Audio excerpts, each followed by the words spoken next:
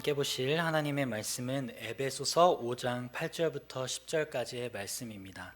신약성경 315면 혹은 314면에 있는 에베소서 5장 8절부터 10절까지의 말씀입니다.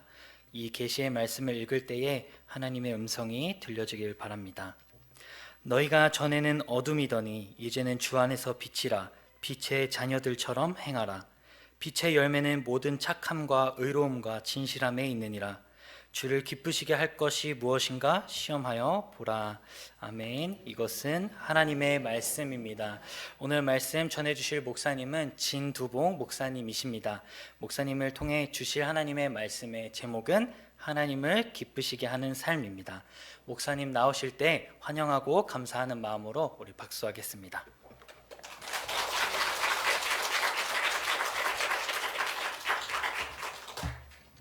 네, 감사합니다. 제가 84년도에 임관하고 첫 근무지에서 그 전남대 아이들하고 조선대 아이들하고 구성되어진 우리 찬양단을 또 같이 사역을 했어요. 그때 우리 찬양단의 이름이 리조이스 찬양단이었습니다. 아까 우리가 읽었던 이 본문의 말씀을 요절로 삼아서 항상 기뻐하자. 그런 취지로 이름을 줬던 기억이 납니다. 그때 그 형제들하고 불렀던 찬양 중에 하나가 지금 여러분이 아까 나눠드렸던 이제 숙제로 드렸던 찬양이거든요. 같이 우리 고백하는 마음으로 베들레헴 주님 나심을 내가 믿습니다. 이 찬양을 우리 같이 고백하고 말씀을 나누도록 하겠습니다.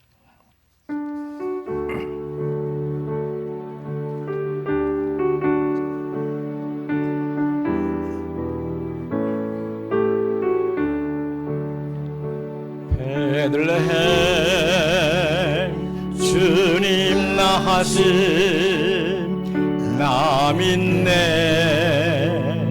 주님을 갈릴리 주님 기적 행한 것 나 믿네.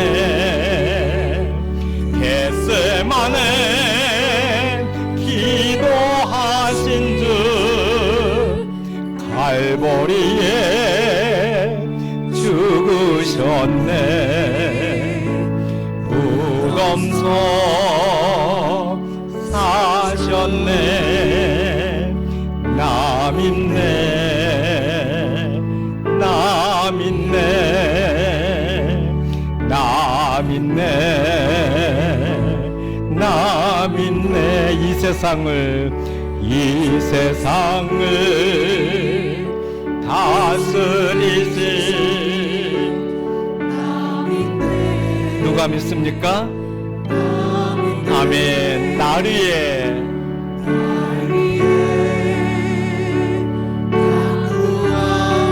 누가 믿는다고요? 나 믿네. 나 믿네. 주님 사랑 함께 하심을 찬양해. 평화의 왕 할렐루야 할렐루야 할렐루야. 나 믿네. 주님을 나 믿네. 나 믿네. 누구를? 여러분만 1절부터 한번 합시다. 베들레헴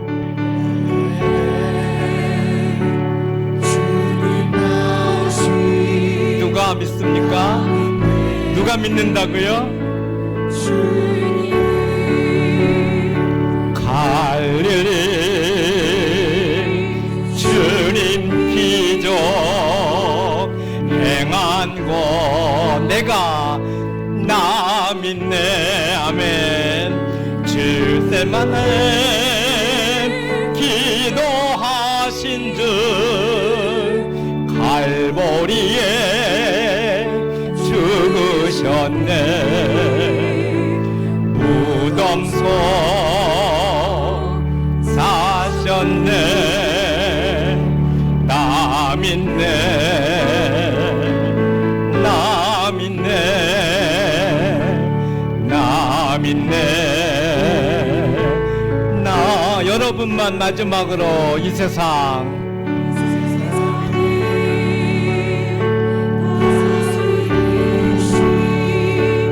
나 믿네. 나 믿네. 나 위에 간구하시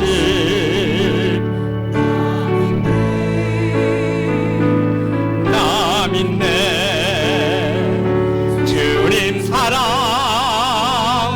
함께 하심을 찬양해. 영화의 왕 할렐루야 할렐루야. 나 믿네. 주님을 나 믿네. 주님을 기도합니다. 하나님, 그렇습니다. 내가 주님을 믿기에 이 자리에 나와 앉았습니다. 오늘도 주님 앞에 항복하는 우리의 심령들이 되게 하여 주시옵소서. 아버지 하나님, 이 시간에도 우리 마음을 정결하게 하시고 주님이 쓰시기에 합당한 그릇들이 되게 하여 주시어서 마음껏 주님이 사용하시는 의의 도구들이 되게 하여 주시옵소서. 만에 하나라도 종교 행사 같은 그런 것에 참여하는 자가 되지 않게 하시고 전심으로 주님 앞에 경배하며 마음으로 주님 앞에 무릎을 꿇으며 주님만 찬양하기 위해 모인 우리 동인 가족 되게 하여 주시옵소서. 연약한 종을 붙잡아 주셔서 전하는 자와 듣는 자가 성령 안에서 하나 되게 하시고 이 시간에 우리 모두에게 세상에서 감당하지 못하는 기쁨의 소유자들로 인도하옵소서. 예수님 이름으로 기도합니다. 아멘. 하나님을 기뻐하는 그런 삶을 살자라는 말씀입니다. 그리스도인이 누구냐라고 말을 하면 여러 가지로 정의를 할 수가 있겠습니다. 그러나 오늘은 말씀을 의지해서 그리스도인은 하나님을 기쁘시게 하는 삶을 사는 자다, 이렇게 정의를 해도 본문 말씀을 의지할 때에 옳다고 생각합니다. 한번 따라합시다. 하나님을 기쁘시게 하자. 훗날 여러분 주님 앞에 섰을 때 남는 게 무엇일 것 같습니까? 내가 헌금을 수십억 드렸다. 내가 무슨 금식 기도를 했다. 내가 어떤 하나의 업적을 남겼다. 그것일까요? 다른 거는 몰라도 하나는 분명한 것 같습니다. 하나님을 얼만큼 기쁘시게 한 자인가? 저는 그렇게 생각합니다. 성경에서 가장 칭찬받는 사람 중에 하나가 욥이더라고요. 물론 많은 성경에 칭찬받는 사람의 이름들이 등장하지만 저는 개인적으로 그 중에 하나가 욥이라고 생각합니다. 근데 욥의 칭찬은 엄청나게 많이 받는데 그가 한 업적은 아무것도 찾아볼 수가 없어요. 우리 오늘을 사는 우리 그리스도인들이 속는 것이 하나 있습니다. 하나님을 기쁘시게 하는 것은 어떤 업적을 쌓는 거야, 뭘 많이 드리는 거야, 뭐 헌신하는 거야, 봉사한, 물론 그런 것도 한 요소가 될 수 있습니다. 그러나 본질은 그게 아니라 하는 이야기입니다. 본질은 하나님을 과연 기쁘시게 하려는 그런 중심을 가지고 있는 자냐, 그것을 가지고 행하였더냐 하는 이야기입니다. 예수님께서 칭찬하셨던 과부의 두렙돈 헌금한 그 사건 여러분 잘 알고 계시지 않습니까? 헌금을 많이 하지 말아라, 그 뜻이 아닙니다. 헌금을 동전 2개 하라, 그런 얘기 아닙니다. 중심이 뭐냐? 중심이 무엇이냐? 돈 많은 자가 자루에다가 돈을 가득 담아가지고 와서 헌금기에 좌르르 쏟으면서 흐뭇해하는 거, 하나님이 기뻐하시겠지. 자기는 잘한 것 같지만 그 중심에는 하나님을 기쁘시게 하려고 하는 마음이 적었다. 그거를 지적하고 있는 겁니다. 여러분, 지금까지 우리가 살아오면서 나름대로 힘쓰고 애쓰고 노력한 거 많이 있을 겁니다. 오늘 한번 생각해 봅시다. 과연 하나님을 얼마나 기쁘시게 하는 일에 초점을 맞췄던가? 우리가 지금 추석 명절 연휴를 보내고 있지 않습니까? 참 좋은 예라고 생각해서 제가 1부 때도 말씀을 드렸습니다마는 온 가족이 다 모입니다. 부모님을 찾아뵙니다. 자녀들이 옵니다. 동기간이 만납니다. 근데 그 중에 어떤 동기간 하나가 오면은 그냥 다 입 다물고 있어요. 얘기하다가 눈치를 봅니다. 분위기가 확 바뀝니다. 조심합니다. 자, 과일 하나 찍어 먹는 것도 눈치를 봅니다. 혹시 그런 불편을 끼치는 자가 내가 아니었던가? 집집마다 그런 위인이 꼭 한 명씩 있더라고요. 제가 만난 사람들 가운데는 처가 쪽이든 시댁 쪽이든 어딘지 모르게 불편을 주는 자가 있더라고요. 그래서 분석을 해봤습니다. 한번 생각을 해봤습니다. 그런 사람들의 특징은 뭐냐면 다른 사람들의 감정을 헤아리질 못해요. 그냥 나오는 대로 다 쏟아내요. 생각하는 대로 다 퍼버려요. 이 말을 듣고 저 사람이 마음이 아플지 저 사람이 불편해할지는 아랑곳하지 않아요. 그냥 늦게 왔다가 또 자기가 가야 된다고 먼저 막 밥 먹는데도 막 가요. 참 개념 없는 사람들이죠. 무슨 얘기입니까? 이기적입니다. 자기중심적입니다. 내가 이 행동을 했을 때, 내가 이 말을 했을 때 저 사람이 얼마나 불편해할까, 저 사람이 얼마나 기뻐할까 관여하자. 지금 내가 바쁘니까, 내가 사정이 있었으니까, 내가 이러이러한 일이 있어서 늦게 왔는데 뭐 어쩌라고 이런 식이고요. 내가 지금 바빠서 먼저 가는데 그럼 어떻게 하라고 이런 식이고요. 그러니까 그냥 주변 사람들은 다 입 다물고 있는 거예요. 그래, 너 잘났다. 하나님 앞에서 신앙생활하는데 우리가 그런 모습은 아닌지, 성경에 그런 종류의 사람이 예수님이 그토록 책망했던 바리새인들이더라고요.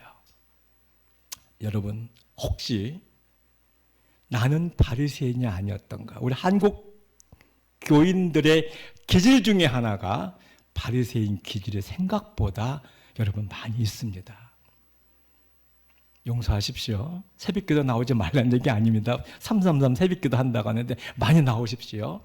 그런데 내가 내 평생에 눈이 오나 비가 오나 한 번도 빠지지 아니하고 새벽기도 나오는 성도라고 세상에 코앞에 사는 장로님이 안 나오다니, 세상에 아무개 권사님이 안 나오시다니, 목사님 안 계시다고 안 나오다니, 그 잣대를 하지 말라는 얘기예요. 근데 우리 마음속에 그 마음이 있어요. 한 번도 빠지지 않냐고 내 평생 11조 드린 자가 아직 11조에 헌신되지 못한 자를 향해서 그런 바리새인 잣대질을 하고 있더라고요. 세상에, 아무개 집사 11조도 안 해? 우리 군대식으로 말해볼게요. 대령님은 월급이 얼마인지 다 알거든요. 대충 나오거든요. 중령님은 월급이 아니, 아무개 사단장이 뭐야? 11조를 40만 원이라고 했어. 그 월정 헌금이지. 대위 월급도 40만 원이 400만 원이 넘는데 무슨 소리야? 11조라고 헌금을 드리는데 월정 헌금을 드리는 자가 많이 있습니다. 여러분 가운데 그런 자가 하나도 없기를 바랍니다만은 만약에 계시다면 그냥 월정 헌금으로 드리십시오. 거짓말하지 마세요. 그거 아직 11조에 헌신이 되지 않아서 내 월급이 800인데 내 월급이 900인데 그냥 50만 원만 드려도 되지 뭐 하고, 그건 월정 헌금이지 11조 아닌데 이중죄를 져요. 제가 만난 우리 군인교회 신자들 10명이면 5명은 11조가 다 그런 11조예요. 그래서 제가 개인적으로 편안한 시간이 됐을 땐 이야기하죠. 차라리 월정 헌금을 하세요. 거짓말하는 거잖아요. 자기 앞에서, 하나님 앞에서. 무슨 얘기를 하려고 하는 거냐? 여러분, 올바른 그리스도인의 본질적인 개념의 가장 중요한 기준은 하나님을 기쁘시게 하는, 내가 이걸 먹는 게 하나님이 기뻐하실까? 하나님이 기뻐하신다고 하면 술 드세요. 하나님이 기뻐하신다고 판단이 쓰신다면 담배 피워도 돼요. 기준은 그거란 얘기예요. 하나님이 기뻐하신다면 연애하세요. 하나님이 기뻐하신다라고 한다면 들키지만 않으면 뭐 죄가 아니라면서요. 세상 기준에서의 답은. 하나님을 기쁘시게 하는 거라고 한다면 비행기 타고 그 주는 거 홀짝홀짝 받아 마시세요. 제가 아는 어떤 목사님 비행기 탔는데 자기는 꼭 사야 된다고 그거 서비스를 주는 거 위스키 달래가지고 마시더라고요. 그래서 쿡 찔렀더니 우리 교인들 없잖아. 참 슬픈 일이에요. 농담 같지만. 자, 기준은 그겁니다. 따라합시다. 먹든지 마시든지 무엇을 하든지 이것이 과연 하나님이 기뻐하실까? 이제 그 부분의 스위치를 키자 하는 얘기예요. 그래서 하나님이 기뻐하신다, 하나님이 기뻐하실 거야 라는 판단이 쓰시고 확신이 서신다면 하세요. 그게 아니라면 멀리 하세요. 이건 하나님이 기뻐하실 게 아니야. 그게 신앙의 철이 든 겁니다. 철부지는 다 자기중심이에요. 여러분 막 대형 마트에 가서 떼쓰는 아이들을 가끔 봅니다. 저도 천안 코스트코를 가끔 가는데 가면 이제 그 대굴대굴 굴르는 아이들을 봐요. 막 2~3살짜리 아이들이 그 장난감 코너에 가서 엄마가 아마 사달랬는데 안 사준 것 같아요. 막 떼를 써요. 떼를 쓰는 거. 우리 한국 교인들의 잘못된 믿음 가운데 하나가 뭔지 아십니까? 하나님이 떼를 쓰면 주시는 분으로 착각해요. 그래서 금식하고요, 매달리게 하고요. 물론 하나님이 때를 쓰면 줍니다. 근데 여러분 생각해 보십시오. 때를 써서 받아내는 게 오죽합니까? 그건 하나님이 기뻐서 주시는 게 아니고요. 네가 철딱서니가 없으니까 아직 어린애니까 달래려고 주는 거예요. 우리 응답에도 그런 게 많이 있거든요. 여러분 기도 응답이 아직까지도 하나님 앞에 때를 써서 그냥 매달리기 시합으로 뜯어내는 그런 응답이라면은 저는 받지 않겠어요. 그거는 성숙한 자의 간증거리가 되는 응답 기도의 답은 아니거든요. 때려서. 하나님의 40일 금식 기도 가운데 하루 안 했다고 안 주시는 그런 염라대왕 같은 분 아니잖아요. 왜 하나님을 염라대왕으로 만들고 왜 하나님을 옥황상제로 만드십니까? 따라하십시다. 하나님은 사랑과 긍휼과 특별히 기쁨이 충만하신 분이다. 일부에도 말씀드렸습니다만 우리는 하나님의 속성 사랑과 공의는 한국 교인들이 참 잘 알아요. 하나님은 사랑의 하나님이시고 공의의 하나님이시고 아주 귀에 못이 박혔어요. 근데 놓치는 것 중에 하나가 하나님은 기쁨의 하나님이십니다. 기뻐하세요. 오늘도 예배드리는 나를 보고 기뻐하실 하나님을 믿음으로 바라보시길 바랍니다. 하나님의 속성의 본질 중에 하나가 기쁨이에요. 그래서 예수님께서 세례 받으실 때 하늘에서 비둘기가 성령이 비둘기가 임하면서 소리가 났는데 어떤 자라고요? 내 기뻐하는 아들이다. 내 기뻐하는 자다. 하나님은 기뻐하시는 분이세요. 우리가 하는 우리 행동 하나하나를 보시면서 우리의 생각을 통찰하시면서 하나님은 기뻐하시는 분이시며 이 말을 반대로 말하면 기뻐하시고 싶어 하시는 분이세요. 명절이라고 얘기를 했는데 부모님이 기뻐하실 것이 무엇인가? 부모님이 좋아하시는 선물을 해야지. 그냥 백화점에서 비싼 거 몇백만 원짜리, 몇천만 원짜리 전혀 부모님을 쓰지도 못하는데 그런 거를 사다 드린다고 생각해 보세요. 자기 위로밖에 안 되는 거예요. 나는 이번 추석에 우리 어머니에게 몇백만 원짜리 선물 갖다 드렸어. 나는 이번 추석에 우리 아버지에게 한우 갈비 한 짝을 갖다 드렸어.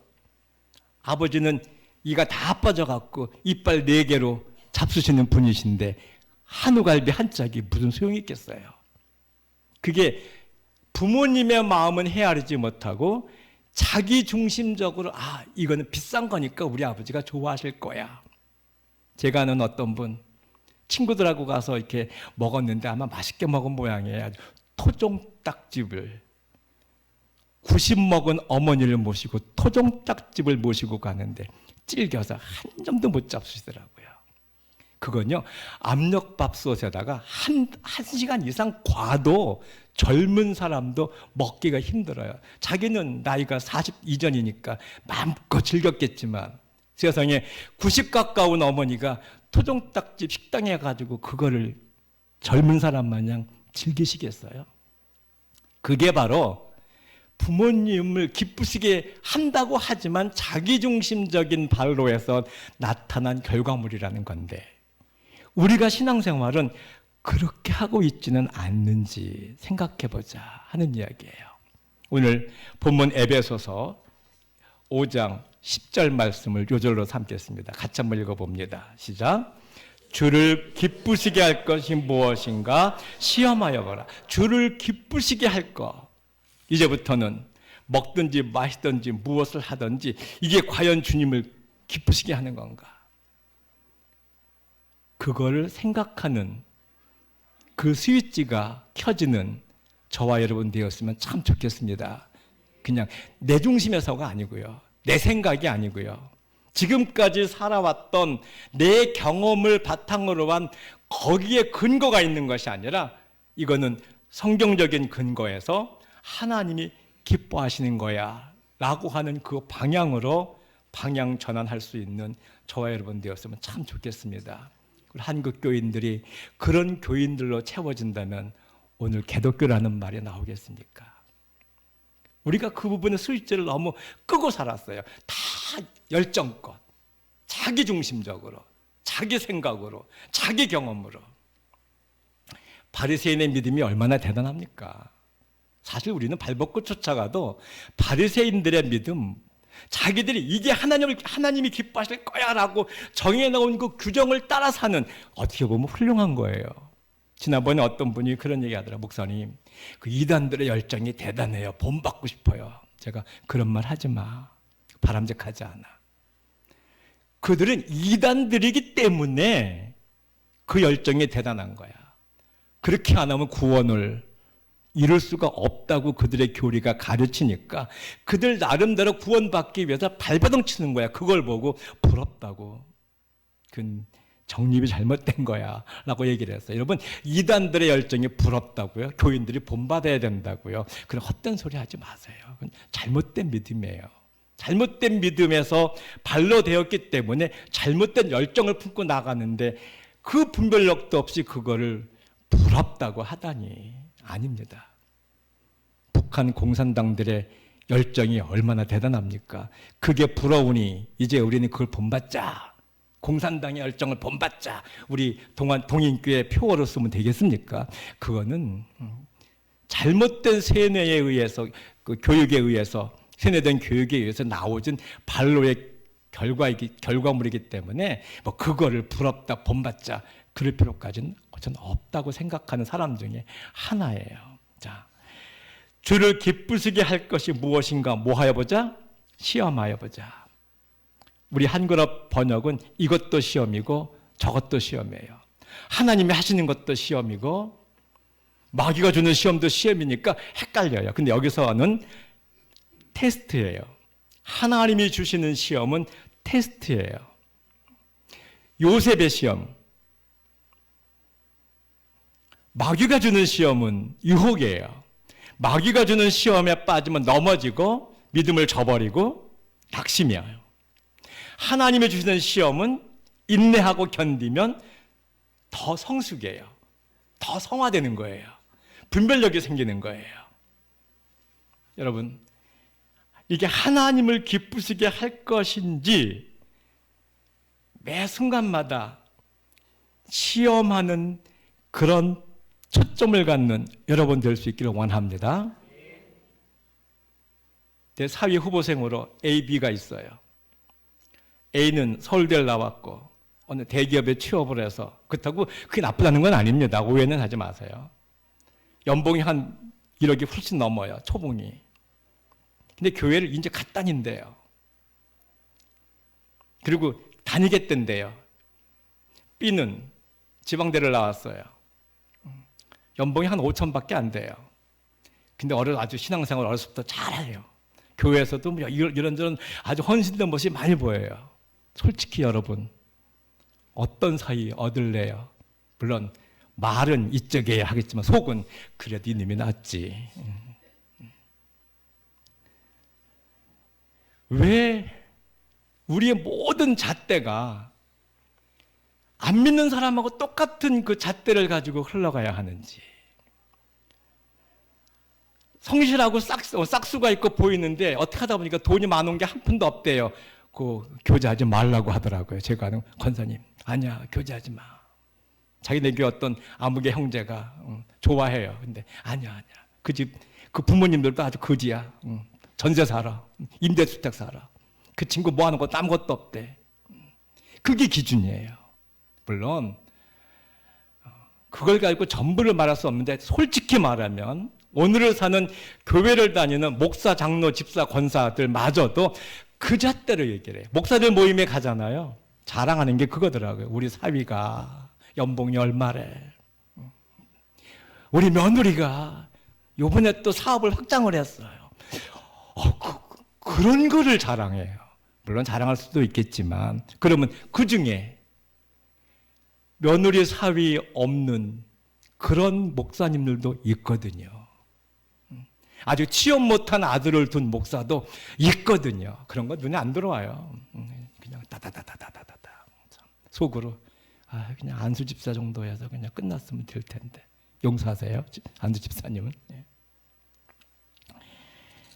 자, 기준은 그겁니다. 기준 설정이 잘못돼서 그래요. 하나님이 그런 거를 기뻐하는 근거로 삼는다면 우리도 그 길로 달려나가자, 그런 얘기예요. 근데 하나님은 그렇지 않잖아요. 우리가 믿는 하나님은 그것만이 아니잖아요. 우리가 추구하는 거는 그것만이 아니잖아요. 그토록 사도 바울이 나는 이 모든 것들을 예수 그리스도를 안 다음부터 그냥 쓰레기같이 여겼노라 라고 했던 그걸 우리는 찾기 위해서 얼마나 아우성을 칩니까? 그게 하나님을 기쁘시게 하는 거냐라고 하는 이야기예요. 한 번 더 따라합시다. 하나님을 기쁘시게 하는 삶을 살자. 네, 그러기 위해서는 이제 말씀이 근거되어져야 돼요. 하나님의 이런 거를 기뻐하신단다 라고 하는 게 말씀에 다 있어요. 1차적으로 문자적으로 이게 하나님의 뜻이야 라고 아주 콕 찍어 말씀하시는 것이 있고요. 내용을 읽다 보면 이게 하나님의 뜻이구나 라고 이해되는 하나님의 뜻들이 있어요. 그러니 우리는 성경을 가까이 하고 말씀을 읽고, 요즘에는 교회가 얼마나 친절한지요. 청팍교회는 이것도 없앴다고 그래요. 너무 친절해서 그냥 화면을 띄워주니까 이젠 아예 성경책을 교회에 가지고 올 필요성을 솔직히 못 느껴요. 그 교회 올 때, 주일날 올 때도 우리 동인교회 성도 가운데는 그런 분 없겠지만 이거 들고 오는 게 뭐 무겁습니까? 우리 옛날에는 우리 장로님 계시지만 제가 70년대, 80년대는 주일날 성경책 끼고 버스 타고 서울 시내가 다 주일날은 다 여자들은 교회 가방 가지고 구역장 정도 되면 뭐 성미살도 들어있죠. 뭐 묵직해요. 그리고 버스 타고 그냥 다 다녔는데 지금은 너무 교회가 친절하다 보니까 다 싸주니까 요것도 무거워서 못 가지고 와요. 그런 사람이 집에서 성경 펴서 읽겠어요. 제가 얼마나 답답하면 하루 한 번 성경 읽는 거는 말고 만졌다가 열었다가 덮는 것 이번 주 꼭 합시다. 그걸 다 한 적이 있어요. 성경책. 일단 성경 먼지 툭툭 털고 교회 오지 말고 하루 한 번씩 내 성경 만져서 폈다가 접는 거 1초라도 아무리 바빠도 그거 체크했어요. 이번 주 안 한 사람 한 사람. 그 마음이 뭐겠습니까? 성경을 읽자, 가까이 읽자. 그 마음이에요. 그래서 저희 교회도 성경 필사하는데 구약 성경 다 쓰면 30만 원 주고요. 신약 성경 다 쓰면 20만 원 주는데 그래서 툴톡 나오더라고요. 뭐 목사가 무슨 뭐 상품 걸어놓고 뭐 경쟁시키려고 하는 게 아니라 안타까운 마음을 전하는 거예요. 성경을 읽어라. 성경에 다 있는데 읽지 않고 어떻게 우리가 알겠어요? 아까 그런 비유를 들었어요. 어떤 형제가 어떤 자매한테 일주일에 한 번씩 꼬박꼬박 자매를 사랑합니다 라고 편지를 보냈어요. 그 자매는 편지를 받자마자 다 서랍 속에 집어넣었어요. 1년을 받았는데도. 그리고도 의심이 가서 형제요, 나를 사랑하면은 보여줘. 선물 사줘. 나 사랑하면 증거를 보여줘. 1년 내내 편지를 썼는데 한 번도 읽어보지 않고, 좀 억지스러운 예화 같지만 그 모습이 저와 여러분의 모습은 아닌지요. 여기 하나님의 뜻이 다 수록되어 있는데 그냥 글씨를 읽기만 하면 다 이해될 만한 걸 여기 다 적어 놨는데 우리가 이거를 읽지 않고 난 하나님의 뜻이 뭔지 더 모르겠어. 하나님의 뜻이 뭔지 몰라. 목사마저도 하나님의 뜻이 뭔지 모르니까 우리 그냥 1억 연봉짜리 사위 얻었어. 그것만 자랑하고요. 우리 며느리 사업이 그냥 확장됐어요. 요번에 또 집을 또 45평짜리로 했다가 또 늙고 갔어요. 이런 거나 노예 가면 자랑을 하고 앉아있으니, 아이고, 참, 차라리 성당에서나 그러지, 법당에서나 그러지, 그런 생각이 들을 때가 있었어요. 저건 아닌데. 그래서 노예 끝나고 밥 먹으면은 다 그런 얘기예요. 심지어 어떤 사모님은 땅 투기한 얘기해요.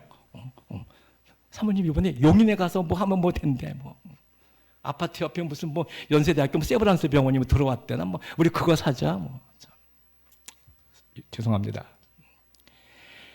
다시 한번 이야기합시다. 따라합시다. 하나님을 기쁘시게 하자. 그게 아니란 얘기가 아니고요. 그게 중심이 되지 말자 그런 얘기예요. 자, 입시철 되면 여기도 기도회 하죠. 기도회 하는 건 나쁜 거 아닙니다. 우리 자녀들의 그걸 위해서 기도해야 됩니다. 또 수험생을 둔 부모들이 있으니까 기도해야 됩니다.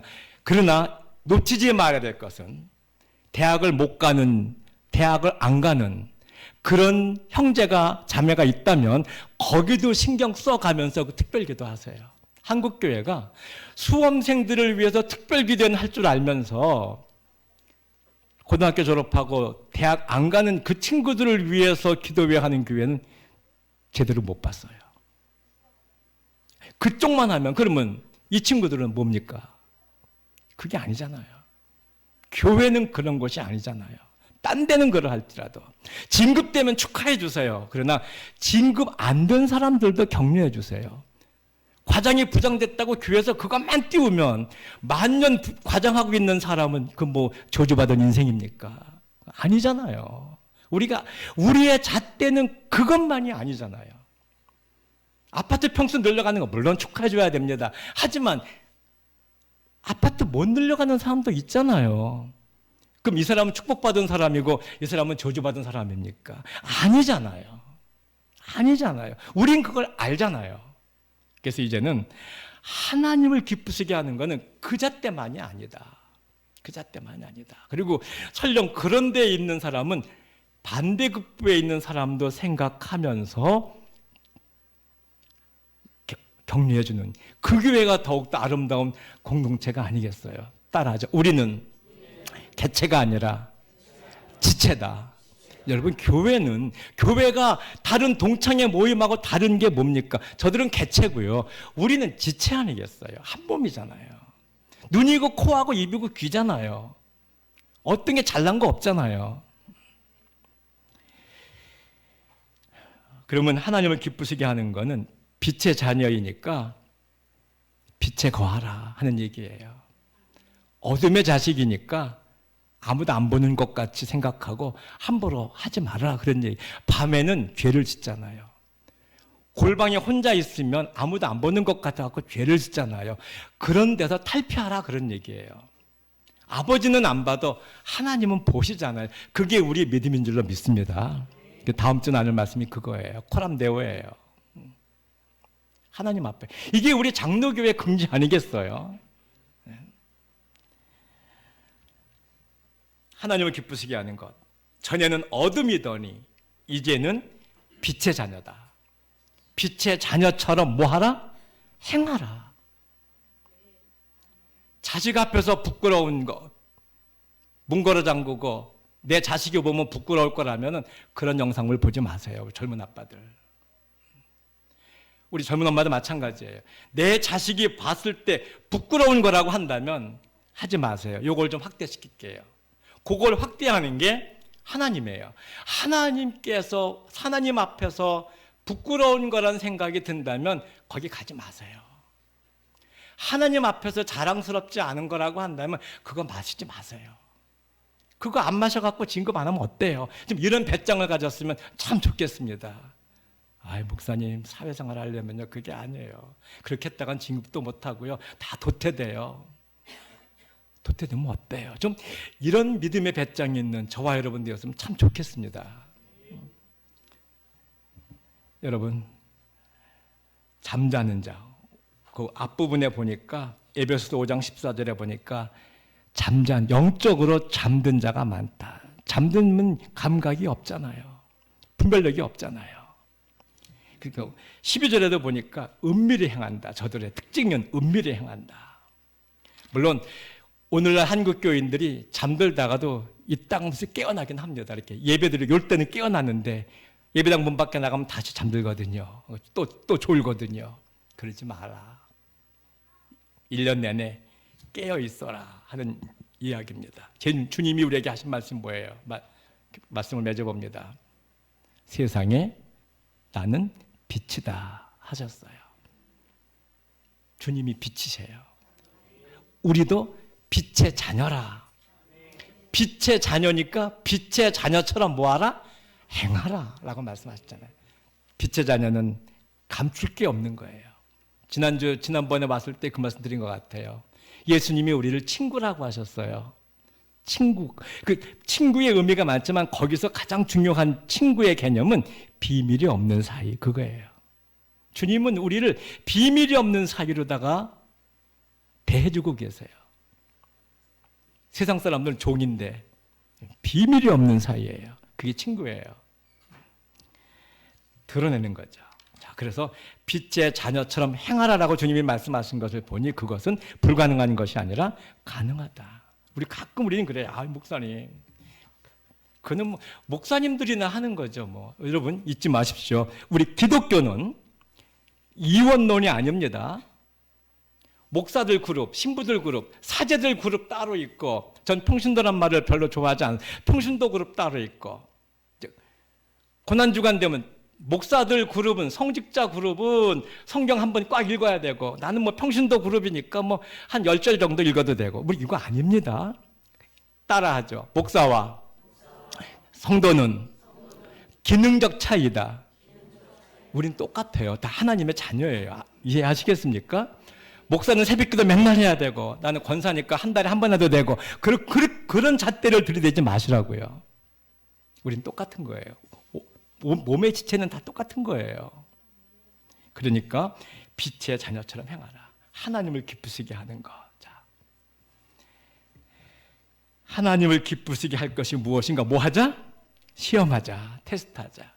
이걸 내가 지금 먹어야 되냐? 말아야 되냐? 이걸 내가 먹으면 하나님을 기뻐하실까? 그럼 잡수세요. 이걸 내가 먹으면 하나님이 기뻐하지 않을 것 같아. 그게 기준이란 얘기예요. 그러면 잡수지 마세요. 여기를 내가 지금 가야 될까 말아야 될까? 여기를 가면 하나님이 기뻐하실 것 같아. 그러면 가세요. 여기를 내가 지금 가면 하나님이 기뻐하지 않을 것 같아. 가지 마세요. 제가 아는 권사님이 아들내미 2대 독자를 장가를 드리는데 이제 결혼식을 앞두고 이제 준비하는데 자기 여동생한테 전화를 했어요. 아무개야, 우리 우영이 장가를 보내야 되는데 내가 권사잖아. 네가 가서 궁합 좀 봐줘. 그래도 명색인 권사인 내가 갈 수 있겠니? 여동생한테 전화해서 우리 아들 생년월일 이러고 우리 그 여자 그 며느리 후보생 생년월일 이러하대. 솔직히 우리들의 모습이에요. 저는 오늘 여기서 뭐 그분을 얘기하고 싶은 얘기는 아니라 내 아들 궁합 보러 가는 것을 하나님이 기뻐하실까라고 하면 가란 얘기예요. 그 기준이에요. 근데 그곳에 가는 걸 하나님이 별로 좋아하지 않으실 것 같아. 그러면 가지 말자는 얘기예요. 이 단순한 논리와 원리 속에서 우리가 이제는 하나님을 기뻐하시는 자의 삶을 살아가는 저와 여러분 되었으면 참 좋겠습니다. 네, 한 번 더 찬양하고 기도하겠습니다. 베들레헴 주님 나심, 내가 믿습니다. 이 놀라운 사실을 내가 고백합니다.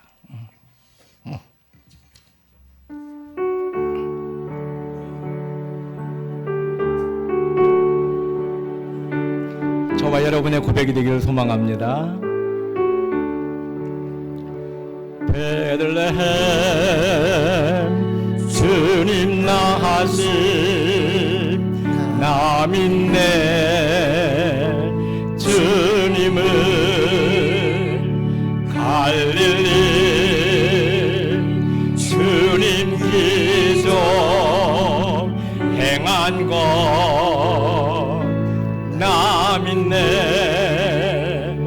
겟세마네 기도하신 주 갈보리에 죽으셨네 무덤 속 사셨네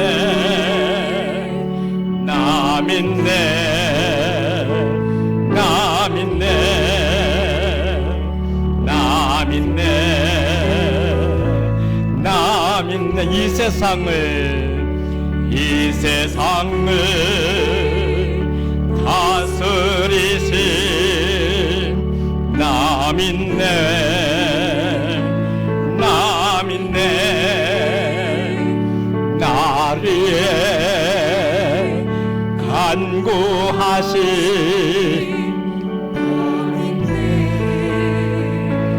나 믿네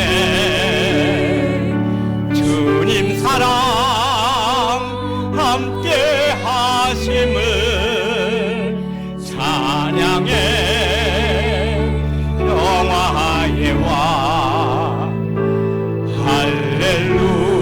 할렐루야 할렐루야 나 믿네 주님을 나 믿네 주님을 기도합니다.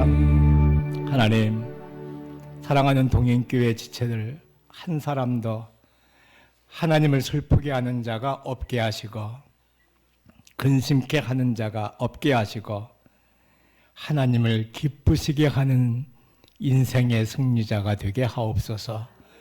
예수님 이름으로 기도합니다. 아멘.